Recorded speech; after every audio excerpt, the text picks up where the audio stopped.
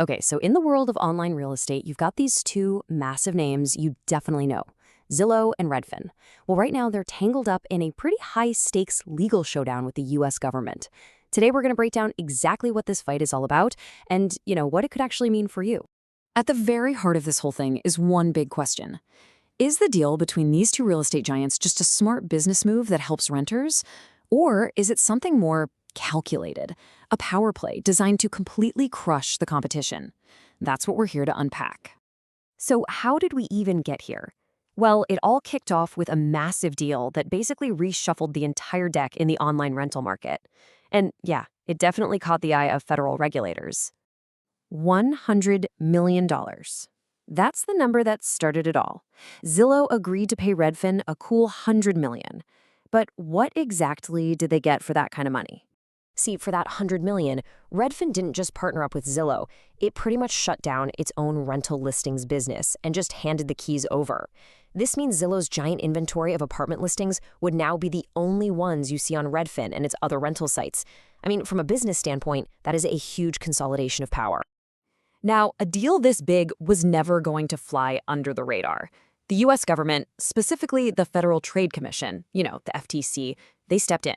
They started alleging that this wasn't just a partnership, it was a problem. And they did not mince words. The FTC came out swinging, calling the whole thing an obviously anti-competitive agreement. That's really strong language coming from a federal agency. And it's a huge signal that they believe this deal violates, a fundamental principle of the entire American economy. The government's whole case really hinges on something called antitrust law. You can think of these as the basic rules of the road for fair business competition. They're designed to stop companies from ganging up to corner a market in a way that, in the end, really hurts all of us, the consumers. So the FTC's lawsuit lays out some really serious claims. They're arguing this isn't a partnership at all. It's a conspiracy. A conspiracy where Redfin, which was struggling in the rental space, was basically paid off by Zillow to just exit the market. The government believes this will give Zillow the power to jack up advertising prices for landlords, who will then have fewer choices and probably get worse service. And listen, there was immediate, real-world fallout from this. The government's complaint points out that as a direct result of this deal, Redfin let go of around 450 employees. So for the FTC, this isn't just some theoretical problem. It was a move that completely dismantled an entire business and got rid of hundreds of jobs. But Zillow and Redfin, they are not taking this line down. They fired back with their own legal move, a motion to get the entire case dismissed. They're basically arguing the government has it all wrong. Their whole defense is built around this one simple idea. This deal is actually good for everyone. They claim that far from hurting the market, this partnership actually creates a better, more efficient experience for both the people looking for apartments and the people who manage them. And the clash of stories here is, wow, it's pretty stark. The FTC calls it a conspiracy. The companies call it a smart solution for Redfin's struggling rental business. The FTC says it hurts advertisers. The companies pivot and say, no, it actually helps renters by giving them way more choices on Redfin. And when the government talks about undue concentration, Zillow and Redfin basically fire back, okay, where's the proof? And this really gets to the core of their legal strategy. They're claiming the FTC is focused on the wrong group of people.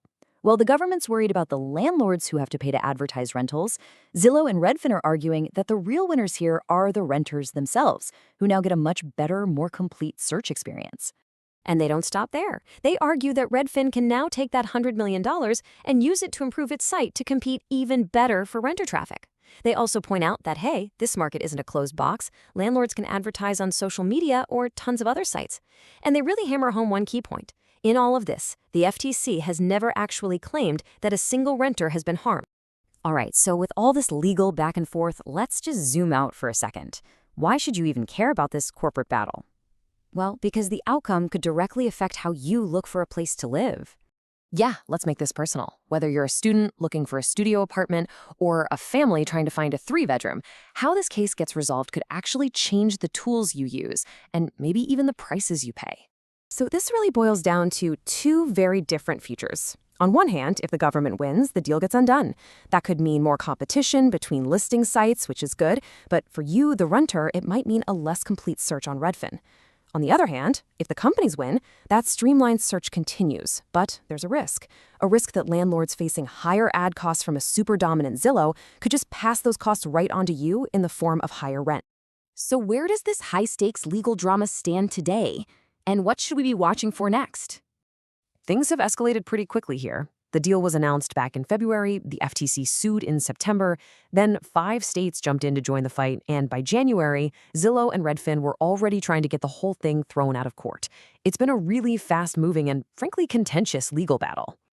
And that brings us right up to today. Right now, everything is in the hands of a federal judge. That judge will decide if the company's arguments are strong enough to just dismiss the case, or if the government's allegations have enough weight to go to a full trial.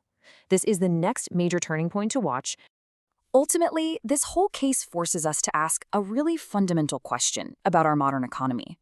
As these digital platforms get bigger and more interconnected, how do we tell the difference between a smart partnership that helps consumers and a backroom deal that just kills competition?